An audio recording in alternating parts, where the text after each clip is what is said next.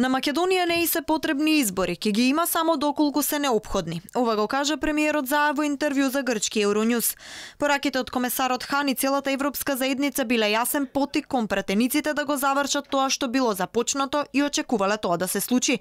Само доколку не успеале сите можни начини за постигнување на двотретинско мнозинство во собранието, земјата ќе одела на избори. На Македонија не и се потребни избори. Македонија сега е на правилен пат. Ќе отвориме едно поглавје во јуни.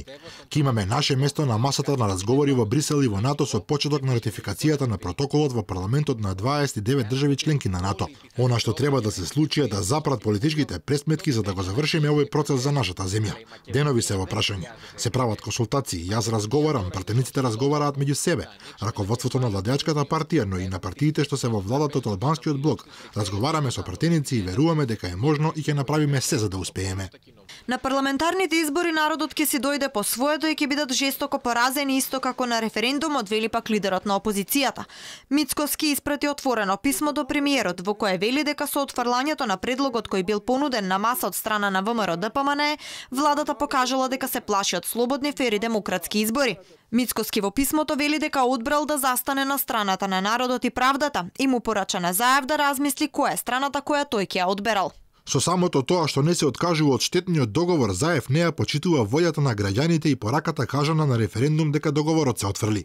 Договорот преку кој Заев сака да ја прекрсти на сила државата и народот е последната сламка за спас на неговата кариера и не успеше Ноби да избега од одговорност за сите афери и скандали. Нема друга држава во светот каде премиерот отворено си кажува дека нема да ја почитува волјата на мнозинството граѓани и јавно кажува дека поисплатливи му се јаловите обиди за условување и уцена на пратеници. Тоа нема да помине. Ми порачал уште еднаш да размисли власта и премиерот затоа што не е сеедно кој на чива страна бил. Јас веќе одбрав со народот, на страната на правдата и нашата Македонија. На писмото од лидерот на опозицијската реагираше владеачката партија. Ако раководството на ВМРО ДПМН и Христијан Мицкоски по секоја цена се обидат да ја блокираат иднината, тогаш единствен излез се предвремени парламентарни избори организирани веднаш. Од волјата на граѓаните не може да се избега.